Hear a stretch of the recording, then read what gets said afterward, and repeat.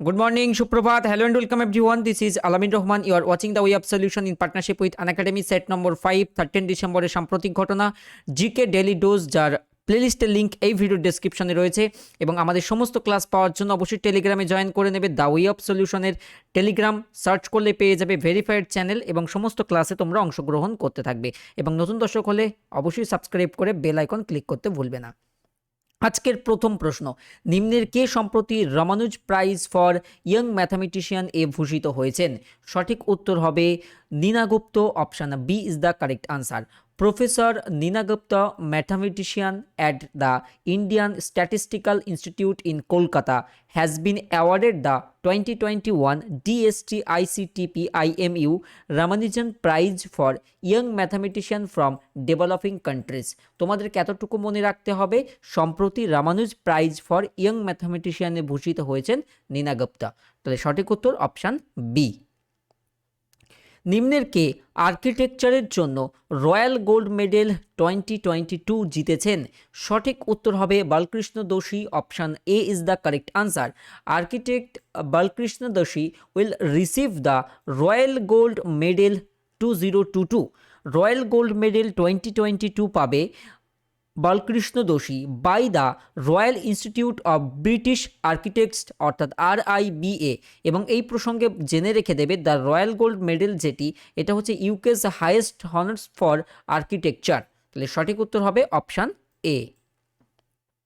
প্রতি বছর কোন তারিখে পালিত হয় ইউনিসেফ ডে? কোন তারিখে ইউনিসেফ ডে পালিত হয়? সঠিক উত্তর হবে 11ই ডিসেম্বর ইউনিসেফ ডে পালিত হয়। UNICEF day is observes every year on 11th of December. তাহলে ইউনিসেফের ফুল ফর্ম কি? UNICEF stand for United Nations international children's emergency fund. UNICEF was established in 1946। 1946 UNICEF প্রতিষ্ঠিত হয়েছিল, যার সদর দপ্তর বা হেডকোয়ার্টার অবস্থিত নিউ ইয়র্ক অর্থাৎ মার্কিন যুক্তরাষ্ট্র। এবং জেনে রেখে দেবে যে এই বছর অর্থাৎ 2021-এ 11ই ডিসেম্বরে ইউনিসেফ 75 বছর পূর্ণ করলো। ক্লিয়ার? তাহলে 75তম পূর্ণ করলো সম্প্রতি ইউনিসেফ। এটা প্রতিষ্ঠিত 1946-এ। অপশান বি হচ্ছে কারেক্ট আনসার। ডাব্লিউপির একটি কোয়েশ্চেন এসেছিল পলিটির ওপর থেকে। দেখো যে ভারতীয় সংবিধানের কোন সংশোধনীর মাধ্যমে যে ভোটাধিকারের যে বয়স 21 বছর থেকে কমিয়ে 18 বছর করা হয়েছে? অবশ্যই 61st কনস্টিটিউশনাল যে অ্যামেন্ডমেন্ট, যেটা 1989 সালটাও তোমরা জেনে রেখে দেবে। সো ভোটদানের যে ন্যূনতম বয়স 21 বছর থেকে কমিয়ে 18 বছর করা হয়েছে 61তম ভারতীয় সংবিধানের সংশোধনীর মাধ্যমে। Important question. নেক্সট দেখো, ডাব্লিউবিপিতেই এসেছিল যে ভারতীয় সংসদ বলতে আমরা বুঝি। খুব ইম্পর্টেন্ট কোয়েশ্চেন। তাহলে সঠিক উত্তর কি হবে? সঠিক উত্তর হবে রাষ্ট্রপতি, রাজ্যসভা ও লোকসভা। অপশান সি হচ্ছে কারেক্ট অ্যান্সার। দেখো এটা মনে রেখে দেবে যে ইন্ডিয়ান পার্লামেন্ট কনসিস্ট অফ, এইভাবেও তোমরা অনেক সময় প্রশ্নটি পেয়ে থাকবে যে ইন্ডিয়ান পার্লামেন্ট বা ভারতীয় সংসদ গঠিত হয়েছে, কি মনে রেখে দেবে? প্রেসিডেন্ট অর্থাৎ রাষ্ট্রপতি, লোকসভা যেটি নিম্নকক্ষ যেটা house of the people, and Rajya Sabha অর্থাৎ যেটি উচ্চকক্ষ কাউন্সিল অফ স্টেটস। তাহলে কি কি মনে রাখবো আমরা? রাষ্ট্রপতি, লোকসভা এবং রাজ্যসভা, এই তিনের সমন্বয়ে গঠিত হয়েছে ইন্ডিয়ান পার্লামেন্ট বা ভারতীয় সংসদ। অপশান সি হচ্ছে কারেক্ট আনসার।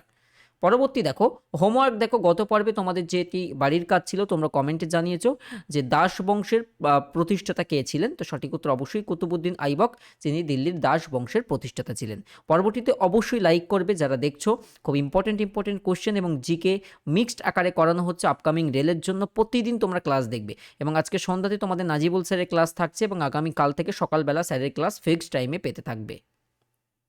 প্রতি বছর কোন তারিখে পালিত হয় আন্তর্জাতিক পর্বত দিবস? মনে রাখবে যেদিন ইউনিসেফ ডে ওই দিনই হচ্ছে পর্বত দিবস, অর্থাৎ 11ই ডিসেম্বর, যেটা হচ্ছে international mountain day is observes every year on 11th of December. আন্তর্জাতিক যে পর্বত দিবস বা ইন্টারন্যাশনাল মাউন্টেন ডে প্রতি বছর 11ই ডিসেম্বর পালিত হয়ে থাকে। এই বছরের থিম ছিল sustainable mountain tourism. Sustainable mountain tourism ছিল এই বছরের আন্তর্জাতিক পর্বত দিবসের থিম। পরবর্তী দেখো, জিকে কোশ্চেন্স, খুব ইম্পর্টেন্ট কোশ্চেন্স, যে পশ্চিমবঙ্গের হাওড়া ও হুগলির মধ্যে রেল যাত্রাপথের সূচনা কোন সালে? আমরা অনেক সময় প্রশ্নটা ঘুরিয়েও পাই যে 1854-তে যখন পশ্চিমবঙ্গের প্রথম রেলপথের সূচনা কোন দুই স্থানের মধ্যে? তো স্থান জানতে চাইলে হাওড়া এবং হুগলির মধ্যে মনে রেখে দেবে। এখানে জানতে চাইছে তারিখ এবং সাল। দেখো অপশান আমরা প্রত্যেকেই জানি, এটা ছিল যে বোম্বে থেকে থানের মধ্যে, ঠিক আছে। আর পশ্চিমবঙ্গের এটা 15ই August 1854, option C is the correct answer, অর্থাৎ 15th of August 1854 from Howrah to Hooghly পশ্চিমবঙ্গে এই প্রথম রেলপথের সূচনা হয়। আর ভারতের প্রথম যে প্যাসেঞ্জার ট্রেনের যদি প্রশ্ন জানতে চাই, 1853, এখানে 53 নেই, 1853, হ্যাঁ এটা অপশান অনুযায়ী ঠিক আছে, বাট এটা এক্সট্রা তথ্যটা জেনে রেখে দেবে। গুড, যে ভারতের প্রথম রেলপথ চালু হয় 1853 সালের 16ই এপ্রিল, যেটা বোম্বে থেকে থানে পর্যন্ত, অর্থাৎ the first passenger train between Bombay to Thane started in 1853। আর পশ্চিমবঙ্গের হাওড়া ও হুগলির মধ্যে সেটি হচ্ছে 15th August 1854। Clear? Good. Next, নিম্নের কে ভারতের রাষ্ট্রপতি হিসেবে দুবার নির্বাচিত হয়েছেন? এদের মধ্যে কে? সঠিক উত্তর অবশ্যই doctor Rajendra Prasad, option B হচ্ছে কারেক্ট আনসার। নিম্নের কোনটি সম্প্রতি সাইবার সিকিউরিটি স্কিল প্রোগ্রাম ভারতে চালু করেছে? সঠিক উত্তর হবে মাইক্রোসফট সম্প্রতি সাইবার সিকিউরিটি স্কিলিং প্রোগ্রাম চালু করেছে, অপশন বি হচ্ছে correct answer. Microsoft launch cyber security skilling programme in India to train over 1 lakh learners by 2022। Okay, এবং মাইক্রোসফটের সিও কে রয়েছেন? মাইক্রোসফটের বর্তমান সিও হলেন সত্য নাদেলা, অপশন বি হচ্ছে কারেক্ট আনসার। পরবর্তী দেখো, এটা একটি সালের কোশ্চেন, ডাব্লিউবিসিএসে দিয়েছিল যে নিম্নের কোনটি একটি আর্থিক নিয়ন্ত্রক নয়? আর্থিক নিয়ন্ত্রক নয়। দেখো, এক্ষেত্রে আমরা সবাই জানি আইআরডিএ, পিএফআরডিএ এবং এসইবিআই, তো এগুলো আমরা পরিচিত, ফুল ফর্মের সঙ্গেই কিন্তু উত্তর জড়িয়ে রয়েছে। কিন্তু এএমএফআই এটি একটি হচ্ছে যে মনে রাখবে অ্যাসোসিয়েশন। তো প্রথমে এটার ফুল ফর্ম দেখে রাখো, এটা উত্তর। এএমএফআই কি জিনিস? এটা হচ্ছে association of mutual fund in India. তো তাদের অ্যাসোসিয়েশন হচ্ছে এএমএফআই, এই জন্য এটি একটি আর্থিক নিয়ন্ত্রক, অর্থাৎ যে রেগুলেটরি কোনো বডিজ নয়। তো এই জন্য এটি হচ্ছে উত্তর ছিল। আর এই বাকিগুলোর ফুল ফর্ম একটু জেনে রেখে দেবে, যেমন IRDA insurance regulatory and Development authority. অনেক সময় এগুলোর প্রত্যেকটার এস্টাবলিশমেন্ট ইয়ার দিয়ে প্রশ্ন আসে। ডেলি যেহেতু জিকে মিক্সড করছি, আস্তে আস্তে সবই করে দেব। PFRDA Pension Fund Regulatory and Development Authority. তারপরে SEBI Securities and Exchange Board of India. তাহলে এগুলো অবশ্যই তোমরা ফুল ফর্ম যারা প্রথম শুনছো অবশ্যই নোট করে নেবে, যাদের জানা আছে জাস্ট একবার রিভিশন হবে। দেখো পরের প্রশ্ন, আমরা এটা সম্প্রতিকালে গতকালকে করেছিলাম অন্যভাবে, আজকে একটু অন্যভাবে করছি। গতকাল তোমাদের প্রশ্নটা দিয়েছিলাম যে 47তম রামসার সাইটের মর্যাদা পেয়েছে কোনটি? অপশানের মধ্যে আমরা বেছে নেব হায়দারপুর যে ওয়েটল্যান্ড, যেটি উত্তরপ্রদেশে সেটি। আজকের প্রশ্নটা এইভাবেও আসতে পারে যে হায়দারপুর জলাভূমি সম্প্রতি ভারতের 47তম রামসার সাইটের তকমা পেল। ক্লিয়ার? তথ্য দিয়ে জানতে চাইতে পারে এটি কোন ভারতীয় রাজ্যে অবস্থিত। এগেন আনসার উত্তরপ্রদেশ, এবং উত্তরপ্রদেশে রয়েছে সর্বাধিক সংখ্যক রামসার সাইট। এই 47তম এটি পাওয়ার মাধ্যমে কটি হয়েছে? 9টি হয়েছে, আগে 8টি ছিল। তো যে হায়দারপুর যে wetland from Uttar Pradesh becomes the 47th Ramsar site of the country. বর্তমানে ভারতের মোট 47টি রামসার সাইট, পশ্চিমবঙ্গে 2টো রামসার সাইট বারে বারে পরীক্ষাতে আসে। ইস্ট কলকাতা ওয়েটল্যান্ড 2002 সালে এবং সুন্দরবন ওয়েটল্যান্ড 2019 সালে ঘোষিত হয়। এই দুটো হচ্ছে পশ্চিমবঙ্গের রামসার সাইট, আর মোট এখন বর্তমানে 47টি রামসার সাইট। গুড। নেক্সট, বিশ্ব ব্যাংক বা ওয়ার্ল্ড ব্যাংক প্রতিষ্ঠিত হয়েছে কোন সালে? আনসার করো, ভেবে নাও কী হবে। একদমই সহজ প্রশ্ন, 44-এ 1944, অর্থাৎ ওয়ার্ল্ড ব্যাংক 1944-এ প্রতিষ্ঠিত। সদর দপ্তর কোথায়? ওয়াশিংটন, মার্কিন যুক্তরাষ্ট্র।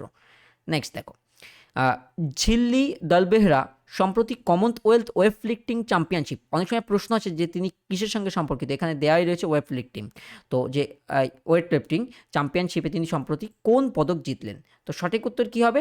অবশ্যই যে স্বর্ণ পদক। ঠিক আছে, তো দেখো যে weightlifter Jhilli Dalabehera won the gold medal in the women's 49 kg category at Commonwealth weightlifting. ও এখানে ট হবে টাইপিং মিস্টেক। হ্যাঁ, weightlifting championship 2021 in Tashkent, Uzbekistan. অর্থাৎ তথ্যটা আমরা কি মনে রেখে দেবো যে ওয়েট লিফটার ঝিল্লি দলবেহরা তিনি সম্প্রতি গোল্ড মেডেল জিতেছেন কোথায়? মহিলাদের 49 কেজি বিভাগে কমনওয়েলথ ওয়েট লিফটিং যে চ্যাম্পিয়নশিপ আয়োজিত হয়েছিল উজবেকিস্তানে, সেখানে। সঠিক উত্তর অবশ্যই গোল্ড মেডেল, এবং তিনি কিসের সঙ্গে সম্পর্কিত? ওয়েট লিফটিংয়ের সঙ্গে সম্পর্কিত। নেক্সট দেখো, এটা একটা ডাব্লিউবিসিএস এর সালের কোশ্চেন এবং ইম্পর্টেন্ট কোশ্চেন। সেটি হচ্ছে যে প্রথম পঞ্চবার্ষিকী পরিকল্পনাকালে জাতীয় আয়ের বৃদ্ধির হার ছিল। দেখো উত্তর হবে 18%, অপশান সি ছিল correct answer. First 5 year plan, যেটা 1951 থেকে 1956 মধ্যে হয়েছিল, it was based on Harrod Domar model. তো এটার উত্তর অপশান সি 18%। নেক্সট দেখো, ক্লোরোফিলে কোন ধাতু আছে? অবশ্যই ম্যাগনেসিয়াম ইজ দ্য কারেক্ট। ক্লোরোফিলে রয়েছে ম্যাগনেসিয়াম, অপশন ডি হচ্ছে কারেক্ট অ্যান্সার। দেখো পরবর্তীতে কয়েকটা ফুল ফর্ম আমরা মনে রেখে দেবো ব্যাংকিং অ্যাওয়ারনেসের পার্টে। জানতে চেয়েছে IFSC is the short term of, কোনটির শর্ট টার্ম আইএফএসসি? অবশ্যই আমরা জানি যে ইন্ডিয়ান ফিনান্সিয়াল সিস্টেম কোড কোথায় রয়েছে, দেখো এই যে অপশন বিতে থাকা উচিত যে Indian financial system code, option B is the correct answer. এই প্রসঙ্গে আমি তোমাদের কয়েকটা মনে করিয়ে দিচ্ছি, অনেক বড় লম্বা লিস্ট, একটু নোট করে নেবে। NEFT, national electronic fund transfer. RTGS, আচ্ছা এখানে ইউপিআইটা নেই, তোমরা অবশ্যই ইউপিআই কমেন্টে জানাবে তার ফুল ফর্ম কি। RTGS real time gross statement. আচ্ছা আইএফএসসি, এটাই যে উত্তরে ছিল যে Indian financial system code. ECS করা অনেক সময় শুনে থাকবে, এর ফুল ফর্ম হচ্ছে ইলেকট্রনিক ক্লিয়ারিং সার্ভিস। তারপরে GDP gross domestic product, GNP gross national product, IPPB আমরা কারেন্ট অ্যাফেয়ার্সে প্রচুর করি, তো এটা হচ্ছে ইন্ডিয়া পোস্ট পেমেন্টস ব্যাংক। তারপরে কেওয়াইসি নো ইয়োর কাস্টমার। তারপরে এমআইসিআর মানে কি magnetic ink character recognition. Clear, মনে রেখে দেবে, ভেরি ইম্পর্টেন্ট। তো হোমওয়ার্ক তোমাদের এটি থাকবে যে ক্রোনোমিটার ব্যবহৃত হয় বাতাসের গতি পরিমাপে, চাপ পরিমাপে, তরলের পৃষ্ঠতাপ পরিমাপে নাকি সময় পরিমাপে? এদের মধ্যে কোনটিতে পরিমাপ করতে, মেজার করতে ক্রোনোমিটার যন্ত্রের ব্যবহার করা হয়? সঠিক উত্তর অবশ্যই কমেন্টে জানাবে।